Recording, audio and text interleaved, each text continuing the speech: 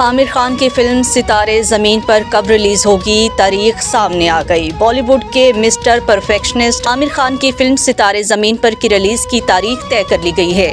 भारतीय मीडिया के मुताबिक बॉलीवुड के नामवर अदाकार आमिर खान अपनी नई फिल्म सितारे ज़मीन पर के साथ एक बार फिर स्क्रीन पर जलवागर होने को तैयार हैं। ये फिल्म हस्पानवी फिल्म का रैम्पिक बताई जा रही है और इसकी हिदायतकारी RS परासना ने की है। रिपोर्ट में बताया गया है कि ये फिल्म 20 जून 2025 को सिनेमा घरों की जीनत बनेगी। फिल्म 2007 में रिलीज होने वाली आमिर खान की फिल्म तारे जमीन पर का तसलसल है। इस फिल्म में आमिर खान का एक बास्केटबॉल कोच का किरदार अदा कर रहे हैं, जो ज़हनी माजूरी का शिकार खिलाड़ियों पर मुश्तमिल टीम को तरबियत देता है।